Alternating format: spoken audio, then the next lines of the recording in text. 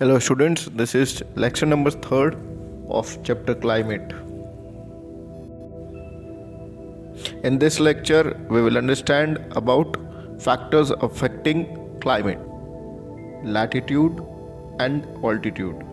So what is latitude and what is altitude? We will understand these two topics.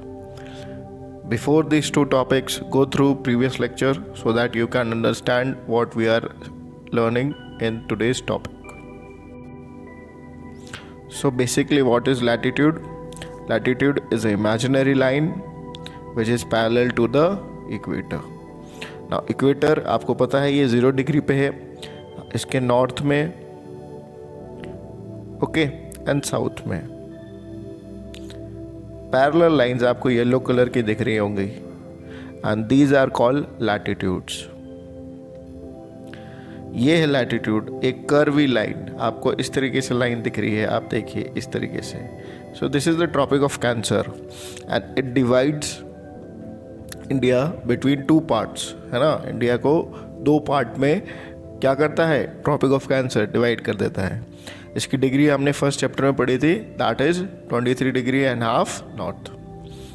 So there are some basic points. So latitude increase the intensity of solar decreases. ठीक है, जैसे ही latitude increase होता है तो जो sunlight है या फिर जो गर्माहट है वो कम होती रहती है due to the curvature of the earth and the amount of solar energy varies according to the latitude. इस पॉइंट को समझने के लिए वापस इस स्लाइड में चलते हैं. देखिए आपका जो सन है वो यहाँ पर है, ठीक है, और इसकी जो लाइट से डायरेक्ट इस एरिया में फॉलो होती है. इस एरिया में जो गर्माहट है वो ज़्यादा होती है. वही मैं बात कह रहा हूँ, जैसे ही आप लैटिट्यूड में अपर की तरफ जाओगे, ठीक है, ऊपर की तरफ जाओगे या फिर नीचे की तरफ जाओगे, सीधी बात है पोल्स की तरफ जाओगे, नॉर्थ या साउथ, नॉर्थ पोल और साउथ पोल दोनों की तरफ जाओगे तो इसकी जो सूरज की जो गर्माहट है वो कम रहेगी, टेम्परेचर कम हो जाएगा और इसकी जो वार्मथ है, सोलर एनर्जी, वो कम होगी.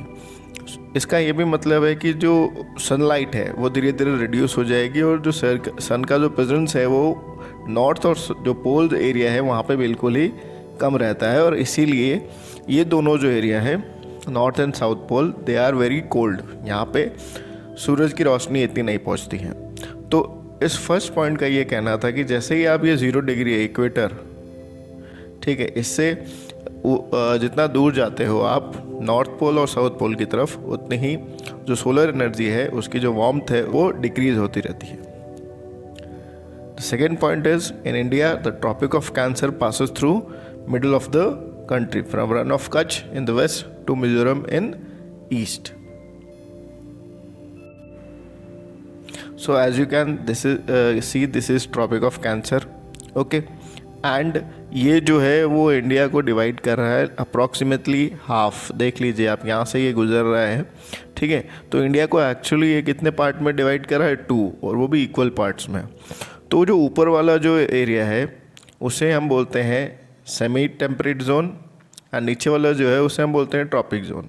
इसके बारे में हम नेक्स्ट टॉपिक में पढ़ रहे हैं. नेक्स्ट इसमें almost half the country lying south of the tropic of cancer belong to tropical area.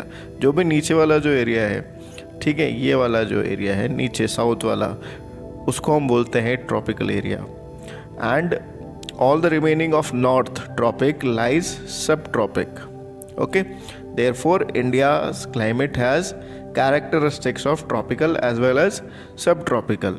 इसीलिए इंडिया का जो आप देखिए मैप, क्योंकि ट्रॉपिक ऑफ कैंसर ने इसको 2 पार्ट में बांट लिया है इंडिया को. सो यहाँ का जो एरिया वो थोड़ा ज़्यादा गर्म रहेगा as compare to this upper area. और थोड़ा बहुत हमें क्लाइमेटिक डिफरेंस दिखता है टेम्परेचर के साथ साथ, और भी अदर फैक्टर्स भी हमें इन दोनों में दिखते हैं जो कि अलग अलग हैं. अभी है tropical, temperate and polar zones. इन तीनों के बारे में आपने पढ़ा था 7th क्लास में, आपने इन तीनों ट्रॉपिकल जोन्स के बारे में पढ़ा हुआ है. चलिए मैं आपको समझाता हूँ. देखो, tropical zone lies between 23 degree half north, that is Tropic of cancer and Tropic of Capricorn. Okay, and sun rays are most intense and temperature are always warm. So इसको समझने के लिए हम वापस पीछे अपने स्लाइड पे चलते हैं। So area between Tropic of cancer and this is Tropic of Capricorn, इन दोनों के बीच वाला जो ये वाला एरिया है जो मैं आपको रेड लाइन से आपको शेडेड कर रहा हूँ, this region is known as tropical zone. और ये ट्रॉपिकल जोन जो है वो अर्थ में सबसे ज़्यादा ही वार्म पार्ट होता है, सबसे ज़्यादा गर्म पार्ट होता है, बिकॉज सनलाइट का जो प्रेजेंस है वो सबसे ज़्यादा इसी में होता है और डायरेक्ट सनलाइट यहीं पे ज़्यादा अफेक्ट करती है, ज़्यादा पड़ती है। The second point is temperate zone. Temperate zone 23 degree half से लेकर 66.5 नॉर्थ एंड 23 डिग्री हाफ जो साउथ वाला है वो है tropic of Capricorn and 66.5 south of the equator. तो सनराइज जो है वो rays strike at the smaller angle than equator, मतलब इक्वेटर के कंपैरिजन में यहाँ पे जो सनलाइट है वो थोड़ी कम पड़ती है। ओके, और इसकी वजह से टेम्परेचर भी थोड़ा रिड्यूस हो जाता है, डिक्रीज हो जाता है। इसके लिए मैं आपको वापस उसी स्लाइड में लेके जा रहा हूँ। सो 2 डिग्रीज़ की बात हुई थी, 23 डिग्री हाफ एंड 66.5 डिग्री, है ना। तो ये वाला जो एरिया है आप देख सकते हैं, this is called temperate zone. और यहाँ पे ये वाला the blue line, the blue shaded area, this is known as temperate zone, this two both, ठीक है। और ये बीच वाला तो आपको पता ही है, टॉरिड जोन है। The last part is polar zone. The polar zone lies between 66.5 north and south latitudes of the poles. Okay, the sun rays strike at very smaller angle. Smaller means बहुत ही कम, लगभग मतलब ना के बराबर। So जो reason poles के पास में है, जैसे कि नॉर्थ पोल हो गया आपका, है ना, और ये आपका साउथ पोल है, तो इसके पास का जो एरिया है ये वाला रीजन, इसे हम बोलते हैं पोलर जोन, ठीक है। यहाँ पे सन रेज काफ़ी ही कम पड़ती हैं, जिसके वजह से यहाँ का टेम्परेचर बहुत ही कम होता है, 0 से भी कम होता है। And mostly this area are icy. Okay, so mostly this area are icy and यहाँ पे टेम्परेचर बहुत ही कम होता है। सो अभी हम बात करेंगे हाईलैंड क्लाइमेट्स। हाईलैंड का मतलब जो पहाड़ी एरिया होता है, जो ज़मीन से काफ़ी ऊपर होता है, वहाँ पे जो हमें मोस्टली आप देखेंगे वो कूलर होता है और थोड़ा गीला होता है, वेटर होता है ना। वहाँ का जो टेम्परेचर हमेशा आप देखेंगे, जितना पहाड़ ऊंचा होगा उतना ही वहाँ पे गर्माहट कम होगी और वहाँ पे ठंड ज़्यादा होगी। उससे पहले मैं आपको ये चीज़ समझाता हूँ, जो मैंने पहले समझाया था वही है ये।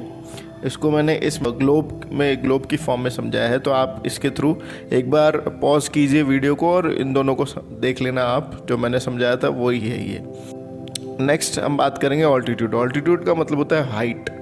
ओके, आपने मैथ्स में पढ़ा होगा, ऑल्टीट्यूड मीन्स हाइट। अब यहाँ पे मैं आपको एक चीज़ समझा रहा हूँ, ये जो लो हाइट है और यहाँ पे हाई हाइट है, ये जो नीचे वाला ये जो पोर्शन है ये साउथ ऑफ द इंडिया है। तो जब हम यहाँ से इस तरीके से ऊपर जाते हैं, ये वाला जो रीजन है ये लो है और ये वाला हाई है। ओके, अगर मैं बात करूँ ये वाला और ये वाला जो रीजन है लो है। लो का मतलब यहाँ पे जो पहाड़ है वो काफ़ी नीचे है या ज़मीन नीचे है, यहाँ की जो ज़मीन है वो काफ़ी ऊपर है सी लेवल से। ओके, इसीलिए यहाँ पे टेम्परेचर कम रहेगा और यहाँ पे ज़्यादा रहेगा। आप देख सकते हैं ये यहाँ पे मैं आपको समझा रहा हूँ, air temperature decrease with the altitude. मतलब जैसे जैसे आप ज़मीन से ऊपर की तरफ जाएंगे तो वहाँ पे क्या ठंडी हवाएं चलती है, जो हवाओं का जो टेम्परेचर है वो कूल होता जाता है। जैसे कि आप देख सकते हैं, ये मैंने रीजन बता रखा है आपको अलग अलग। अब ये नीचे वाला जो रीजन है ये वाला, यहाँ पे ज़्यादा गर्माहट है, फिर यहाँ पे थोड़ी कम है, फिर यहाँ कम है, और जितना आप ज़मीन से ऊपर जाते जाएंगे आपका जो टेम्परेचर वो कम होता रहेगा। और यहाँ पे आप देखें ये जो पहाड़ है ये ब्लू कलर का है, this blue signifies ice, snow. यहाँ पे ज़मीन है तो ज़मीन सूरज से गर्म होगी, जो सन एनर्जी है उससे, जस्ट बिकॉज ऑफ दैट जब ज़मीन गर्म होगी तो जो सराउंडिंग है वो गर्म हो जाता है। लेकिन जितना आप ऊपर जाओगे ज़मीन से उतनी ही क्या होगी, जो टेम्परेचर है वो रिड्यूस होता रहेगा और उसके वजह से जो जो वहाँ का सराउंडिंग है वो ठंडा हो जाएगा, कूल हो जाएगा। So homework for today is what is latitude and what do you understand by altitude, ये 2 क्वेश्चंस आपको करने हैं। साथ में आपको एक डायग्राम बनाना है। You need to make this diagram in your notebook, okay, so that you can know what is sun temperate zone, torrid zone and all. So the questions, you are having 2 questions in your homework and this is the 3rd question in the diagram form. So this is all from my side. Thank you.